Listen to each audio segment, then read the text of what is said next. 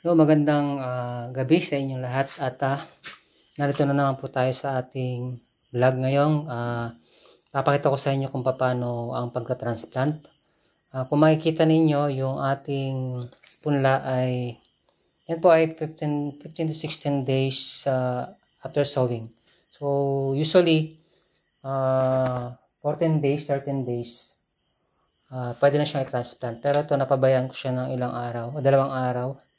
Okay lang naman yan. Kung mapapansin nyo, may mga naninilaw na dahon. Pero hanggat okay yung bandang taas niya at okay yung roots kompleto, okay lang po yan na i-transplant. Magiging normal pa rin yung kanyang paglaki. Okay. So ito naman ang ating coco peat. So pinakulan ko to. Mga nasa less than 1 hour siya. Pagkakulo, so hintayin nyo lang siguro na mangitim, gano'n. So yun yung usually ginagawa ko. Hinintay ko siyang mangitim bago ko siya tanggalin sa pagkakakulo. Okay, kung mapapansin nyo, ito yung ating na-transplant na. So yan. Ayun, ang papakita ko sa inyo ngayon yung tamang pagka-transplant ng lettuce. Kasi ito, pagka matagal kasi sa babaran, minsan mayroon tayong nakikitang mga lumot. Okay? So, pwede nating tanggalin yon, yung lumot na yon. Kaya meron ako ditong inihandang tubig. So, 2 yan. Yung pinakaunang deep, saka yung pangalawang parang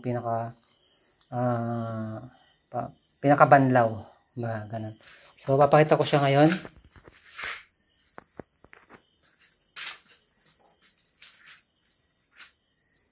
Ito kasi malambot na tong itong pinagpunlaan niya. Then pwede siyang gamitan ng ating stick. Ipo-pull out natin. Pero ito dahil matibay naman yung roots, pwede siyang hilain. Or syempre para makasigurado kayo, yan, gamitan niyo ng stick. Then didip natin dito dahil meron siyang lumot. So yung final. Ito medyo na-break ko yata yung roots, pero okay lang. Tutubo pa rin yan. Okay. Then ito, tsaka natin ipupush. Yung dalawang, okay. So next na naman.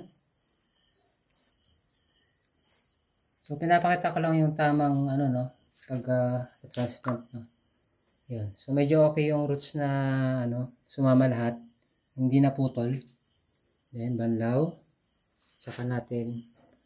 Ito po pala yung butas nito. Hanggang sa ilalim po yan. Kasi ang pinaka goal natin ay lumabas agad tong roots doon sa ilalim ng cup. Okay? So hanggat maaari hanggang sa ilalim yan. Pasok natin. Then ito po, dahan-dahan lang po yung pag-press nito. Huwag pong diinan. Kasi para at least medyo kumbaga sa loam soil, buwaghag. Okay? Yung maganda yung paglabas ng roots. Okay, last. Yung iba po kasi disabog yung kanilang pagpupunla. So, okay lang din po. Mas maganda po yun kung maramihan po yung inyong ipupunla. At ang kailangan po dun, buwaghag talaga yung pagtataniman mo para hugot na lang ng hugot. Okay?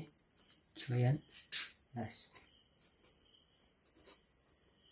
So, sa susunod na video natin, papakita ko sa inyo yung ginawa kong growing box. So, sa ngayon, ito na lang muna ang pag-transplant. Okay? So, kung mayroon kayong mga katanungan, i-chat nyo lang po sa ating chat box sa comment section po para masagot po natin. So yun lang po at next time next po na video natin ay magkita-kita po muli tayo. Salamat.